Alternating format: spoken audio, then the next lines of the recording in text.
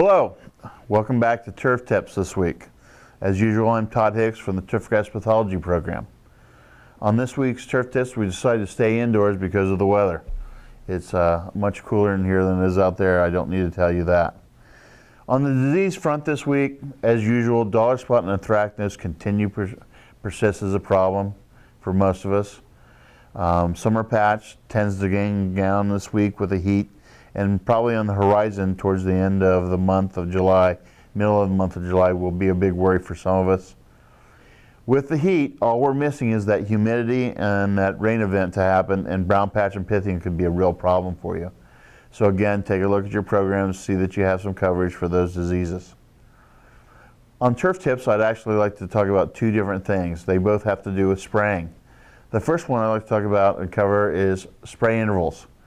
Take a look at your spray intervals, especially as we're getting to the grind, especially with weather like this, where we're waiting on one thing to change and we could have a severe outbreak. Most of us are on a 7, 14, or 21 day interval with our fungicides. The problem is when we get severe to heavily severe outbreaks of disease, the products won't last those 7, 14, or 21 days as usual. You're going to have to shorten your application window a little bit to get the coverage and protection that you're normally used to. It's nothing against the products that are out there. We have got a lot of good products that are out there that you can use from the varied companies. The problem is the disease is so strong and it comes in at the end of protection. The turf just can't hold up. The other thing I'd like to talk about is leaving check plots. Check plots are nothing but untreated areas. They can be as complicated as making a board that you use to lay down on the turf as you make an application, either dry or wet, or something as simple as a fertilizer bag.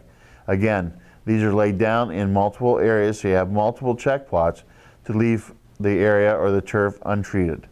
This does one of two things. Number one, it lets you see what the product's doing for you. Is your spray or spray regime working the way you think it should? Are you getting the results that you think you should see? The bang for the buck. The second thing is it provides education for your members or constituents, the people you work for. It's real simple for a person to look at a 3 by 5 foot area that's either off color and inundated with disease and or weeds versus what they're standing on or using, and seeing the color and quality and the nature of that turf area that you're caring for. So it provides education for you and for your constituents, shows them where the money's going, your time, your knowledge, and your effort. That's it for this week. Stay cool, and on behalf of OSU Turf Team and OTF, have a safe and fun 4th of July week. See you next week.